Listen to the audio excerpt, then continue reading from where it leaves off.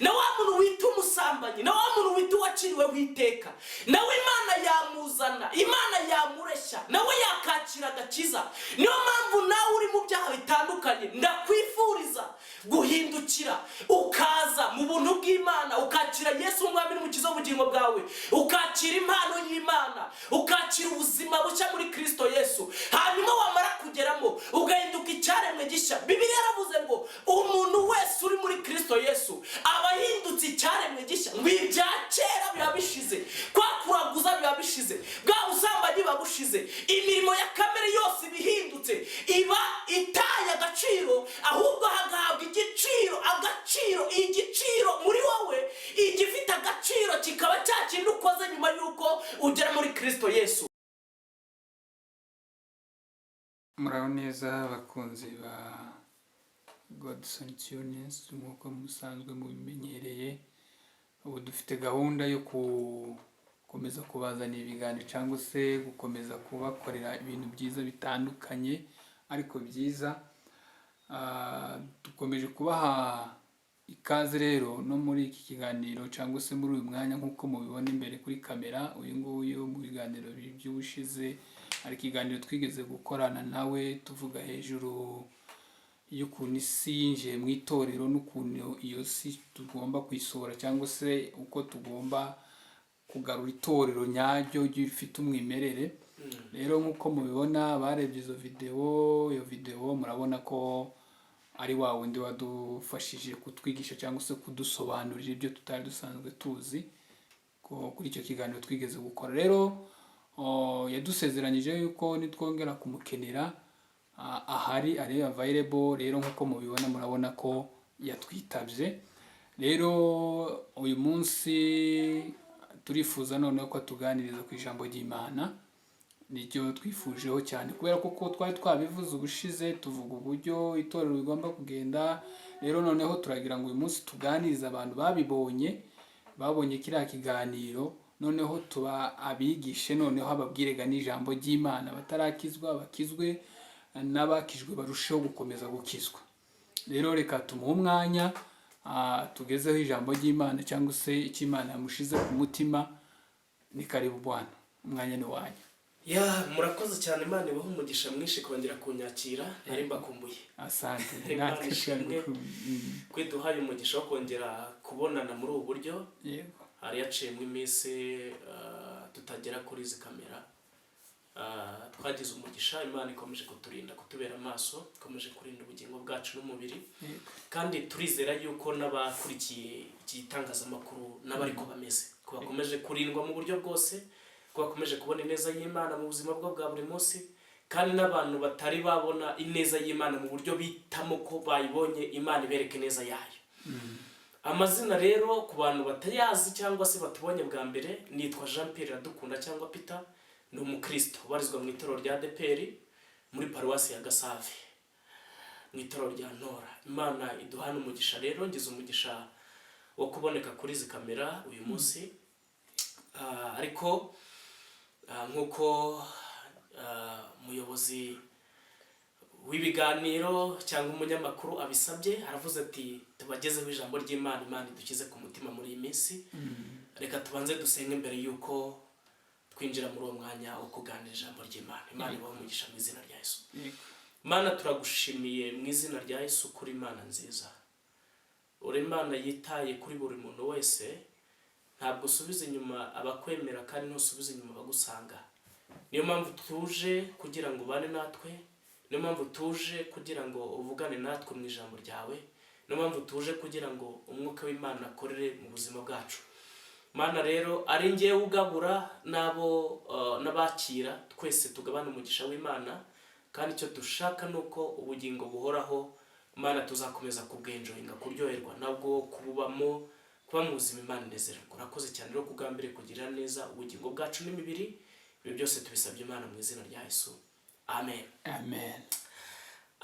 Reka tuganire ku ijambo ry'Imana mu gihe kingana n'icyo dufite. Turi buze gusoma mu gitabo cy'ibyakozwe n'intumwa.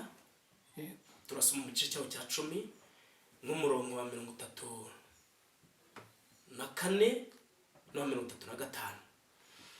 ibyakozwe n'intumwa igice cya 10 ku murongo wa 34 tugere ku murongo wa 35 haravuze ngo Petero aterura amagambo ati nukuri menye yuko Imana itarobanura ku butoni, ahubwo mu mahanga yose uyubaha agakora ibyo gukiranuka iramwemera. Amen. Ndumva shaka gusubiramo. Haravuze ngo Petero aterura amagambo ati nukuri menye yuko Imana itarobanura ku butoni, ahubwo mu mahanga yose uyubaha agakora ibyo gukiranuka iramwemera. Imana ishimwe cyane. Tubahaye ikaze muri uyu mwanya, tubahaye ikaze kugira ngo tuganire abari mu Rwanda, bari hirya no hino, aho bashobora kumva ururimi rw'ikinyarwanda cyangwa se kirundi, ababasha kumva izo ndimi zose. Tubahaye ikaze muri ijambo ry'Imana. Muri aka kanya tugiye kuganira mu ijambo ry'Imana mu gihe kingana n'icyo dufite. Ntabwo ari igihe kinini, ariko mu gihe kingana n'icyo dufite turavuga mu Imana yagambiriye ko buri muntu wese yumva. Cyambere turashima Imana ko ari Imana irinda, ari Imana ifite kugira neza kwishi mu buzima bwacu. Imana turayishimiye ko yaduhaye Kristo akatubera impongano y'ibyaha byacu, tugahindurwa abana b'Imana biturutse mu kumwizera. Bibiliya yaravuze ngo Imana yakunze abari mu isi cyane, bituma urwo rukundo ruyitera gutanga umwana wayo w'ikinege, kugira ngo uwizera uwo mwana atarimbuka, ahubwo ahabwe ubugingo buhoraho. Imana ishimwe ko yaduhaye ubugingo buhora muri Kristo. Bivuze ko umuntu wamaze kwizera Yesu yakiriye ubugingo. Ariyo mpamvu n'ijambo ryayo rivuga ngo ufite uwo mwana ni ufite ubugingo, ubwo utamufite nta bugingo afite. Niyo mpamvu nifuriza buri muntu wese utari wakira Yesu ahariho hose kugira ngo yakire Yesu, yakire ubwo bugingo ari bwo Kristo. Imana ishimwe. Iri jambo dusomye mu byakozwe n'intumwa, iyo bavuze ibyakozwe n'intumwa biba bisobanuye ko hari ibintu Imana yakoranye n'intumwa za Yesu Kristo, cyangwa ari imirimo umwuka yakoranye n'intumwa, cyangwa yakoresheje intumwa za Yesu Kristo. Aha ni nyuma yuko intumwa za Yesu zimaze kwakira umwuka wera, bamaze kwakira imbaraga zo kumuhamya, bamaze kwakira ubushobozi buturuka mu mwuka Yesu yari yasezeranije intumwa. Mu gice cya mbere n'icya kabiri mubona ko harimo ijambo rivuga ngo ariko muzahabwa imbaraga nyuma yuko ngiye, muzahabwa imbaraga zo kumpamya i Yudaya, i Samariya, no kugera ku mpera y'isi. Ubwo no mu Rwanda hari harimo.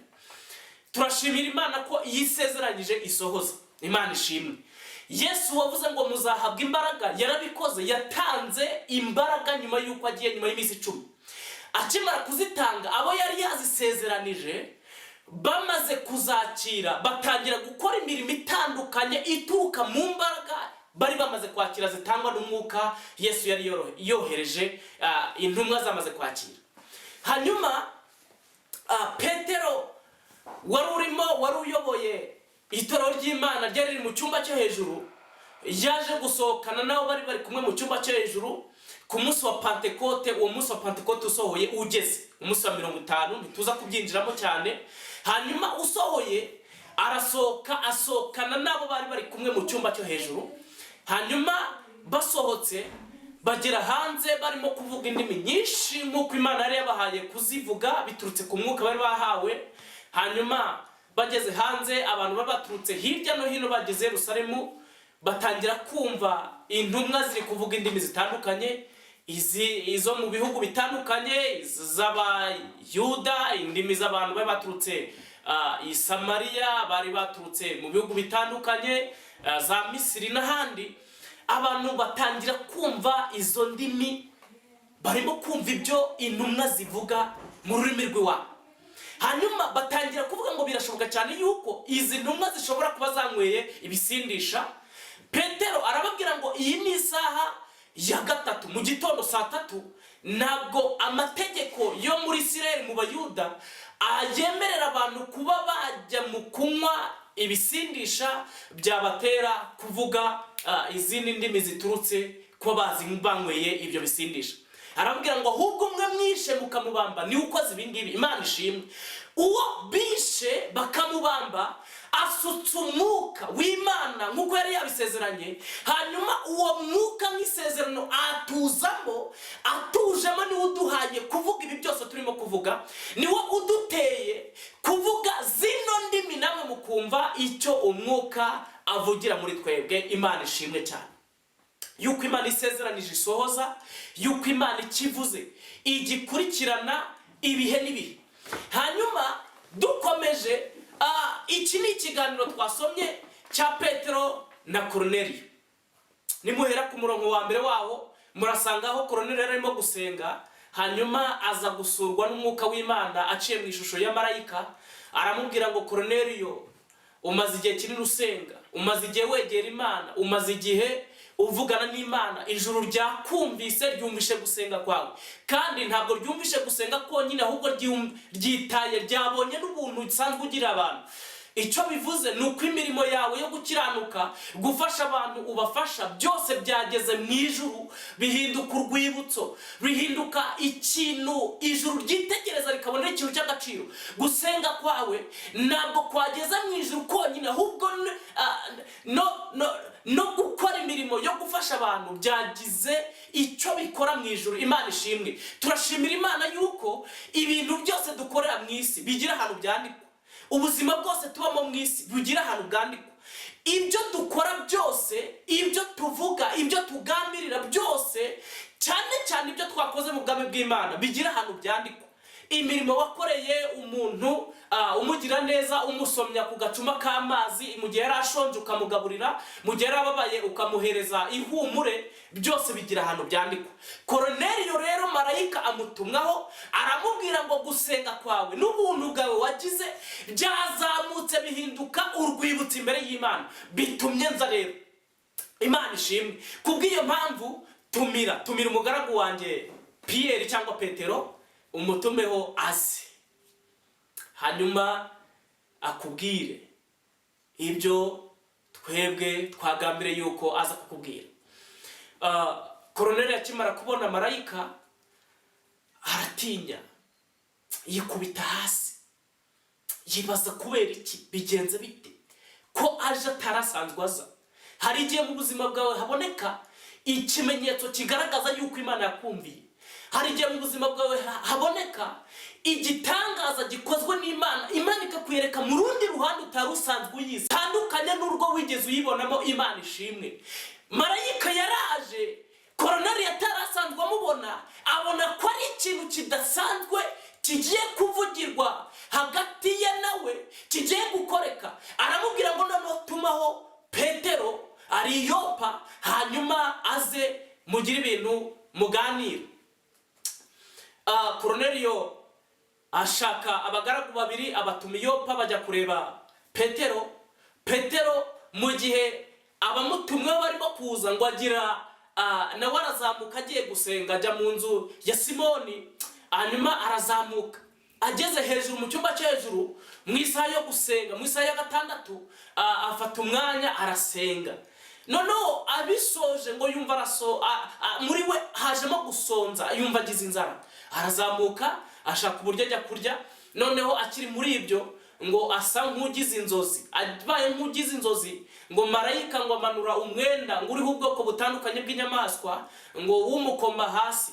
Uwo mwenda marayika aramubwira ati tangira ubage urye. Petero abyitegereje ibimanutse, ibyo ari gusabwa kubaga asanga ntabimenyereye. Ibyo bintu mu bwoko bw'Abayuda mu mategeko y'Imana ni ikizira, asanga birazira. Hanyuma aravuga ngo ibi bintu ntabwo njyewe mbyemerewe kubibaga ngo ndye, ntabwo ndashobora kurya ibi ngibi umpaye kurya. Marayika arongera aramubwira ati Petero bagurye. Petero arongera amusubiza kwa kundi ati ibi birazira, ntabwo mbyemerewe.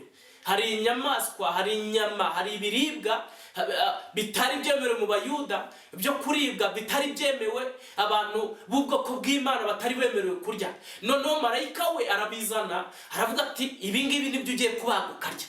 Noneho Petero ubwa gatatu nanone aravuga ati reka ntabwo bishoboka, twebwe njyewe ntabwo bishoboka ko nabaga nkarya ibi bintu, birazira. Marayika aramubwira ngo ibyo naziruye, ibyo Imana yaziruye ni ukubera iki ubyita ikizira? Bibiliya yivuze ngo ibintu birazira kuko biba bizira, ntabwo Imana ibibyemera. Ariko ibyo Imana yaziruye, ibyaziraga, ibyo abantu bita ibizira, ibyo Imana yahaye umugisha, ntabwo biba bikizira, biba byahumanutse, ari ibintu byera bishimwa n'Imana. Hanyuma icyo Imana yari ishatse kumwereka, icyo Imana yari ishatse kugaragaza, icyo Imana yari ishatse guhishurira Petero, ni ukumuhishurira iki ngiye kubabwira. Icya mbere ni uko abanyamahanga bamutumweho bari bagiye kuza, iyo baramuka baje atari yabona mesaje iturutse mu ijuru, yari kubita ikizira. Kuko abanyamahanga cyangwa bo twita abapagani, abantu bose batari abayuda, Bibiliya ibita abanyamahanga cyangwa abapagani. Abatari abayuda bose bari abapagani. Hanyuma byari bivuze ngo abayuda ntabwo byari byemeye kuba bakonegite, ko baba hamwe n'abandi bantu batari abayuda, cyaraziraga. Noneho kuzana uwo mwenda uriho inyamaswa zitandukanye, Imana igasaba Petero kubaga, kandi Petero azi ko bizira mu mategeko y'abayuda, kwari ukugira ngo Imana imwereke yuko mu banyamahanga nabo harimo ubwoko bw'Imana, yuko nta munyamahanga uzira, ko Imana yamaze kumuhumanura mu gihe uwo munyamahanga yamaze kwakira ubuzima bw'Imana muri we. Imana ishimwe cyane. Twebwe abatari abayuda, Imana yaturebereye muri Kristo, iravuga ngo abantu bose bazamwemera bakizera izina rye, bazahita bahabwa ubushobozi bwo kuba abana b'Imana. Mu yandi magambo, ibyo kuba hari umuyuda, hari umugiriki, hari umunyamahanga bivanyweho, ahubwo bose abamwemeye bahindutse abana b'Imana. Imana ihabwa icyubahiro. Hanyuma bamwe bari batumwe kuri Petero bavuye kwa Korneliyo,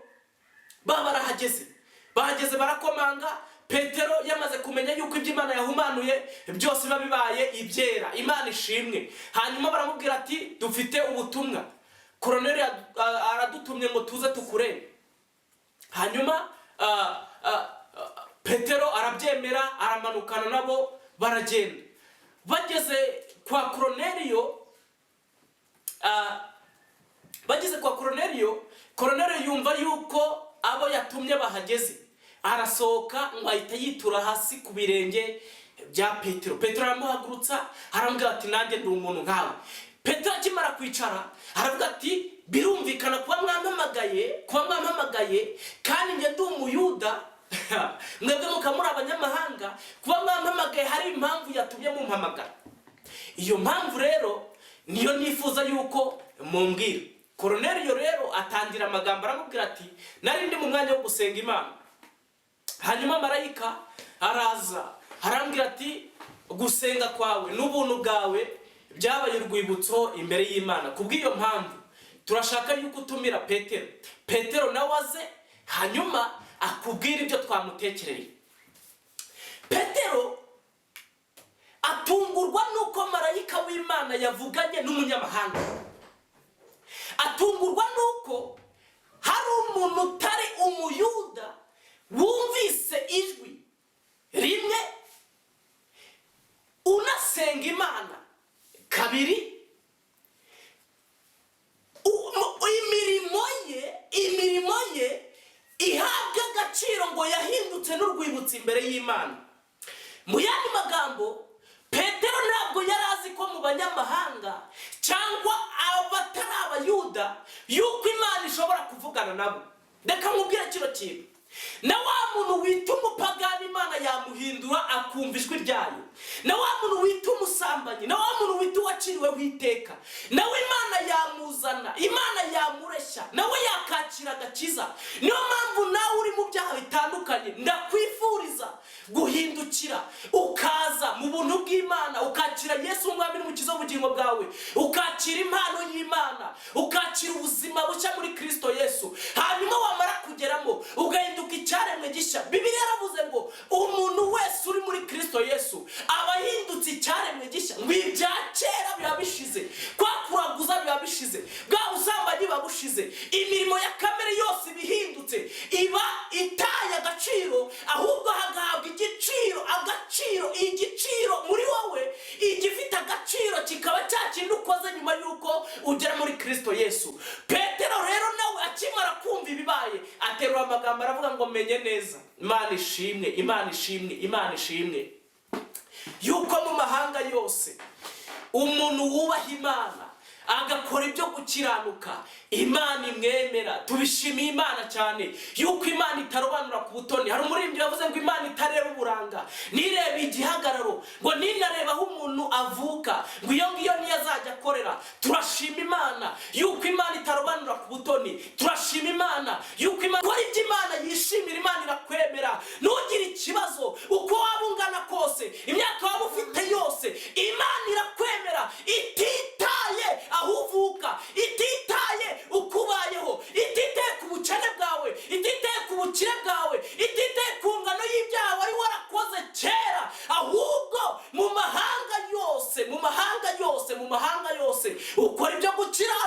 ukora ibyo gukiranuka, iramwemera. Imana yemera abantu bavuye mu busambanyi bakajya mu gukiranuka, Imana yemera abantu bavuye mu kuroga, Imana yemera mu bavuye mu mirimo ya kamere yose, mu kwiba, abo bose Imana irabemera. Abantu bavuye mu byaha bitandukanye bamaze kugera muri Kristo Yesu, bakiriye ubuzima bw'Imana muri bo, abo bose bakora ibyo gukiranuka, abo niba Imana yemera. Ntabwo ikwemera kubera kuri muremure, nikwemera kubera kuvuka ibunaka, nikwemera kubera